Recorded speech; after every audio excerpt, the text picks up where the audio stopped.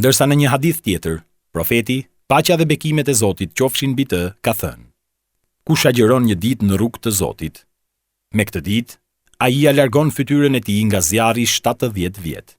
Transmeton Imam Muslimi.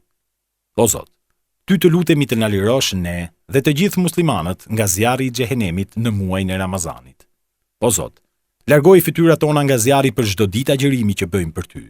Vërtet ti je i mëshirshëm dhe bujar i madh. Nuk ka Zot tjetër që meriton të adhurohet përveç teje. Zoti i lartësuar, siç ka vendosur që ky muaj të jetë i begat dhe me mirësi të pashtershme, ka bërë që me anën e tij edhe besimtarët të jenë të tillë në këtë muaj. Nuk ka dyshim se rrethi i bamirësisë zgjerohet në këtë muaj madhështor. E kështu, zemrat e besimtarëve shpejtojnë në nxitjen e tyre për bujari dhe çdo të mirë.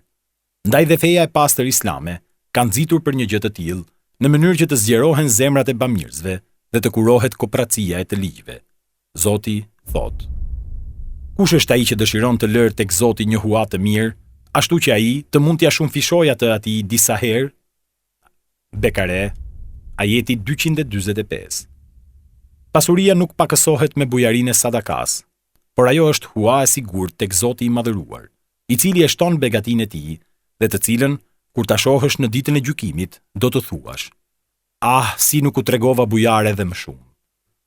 Dhënia e lëmoshës, apo siç quhet ndryshe në termin fetar, sadakaja, është një tjetër shfaqje, një manifestim që është cilësi e përhapur tek besimtarët, tek agjëruesit në këtë muaj.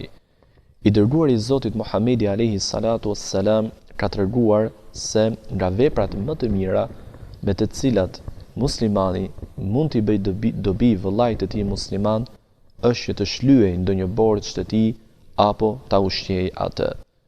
E në një thënie tjetër të tij thotë se njerëzit më të mirë janë ata të cilët janë në dobi të njerëzve të tjerë.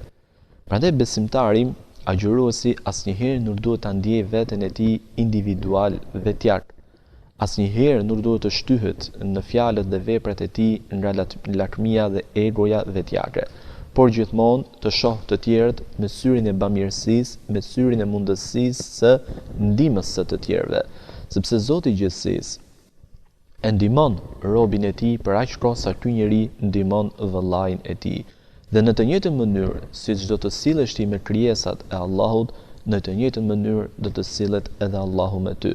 Pra, nëse ti i ndihmon krijesat e Zotit, je i mëshirshëm ndaj tyre, sjellja jote ndaj tyre përgjithsisht gjithmonë është e mirë, atëherë të tillë do ta gjesh edhe Zotin tënd dhe shpërblimin e Zotit tënd si në këtë botë ashtu dhe në botën tjetër.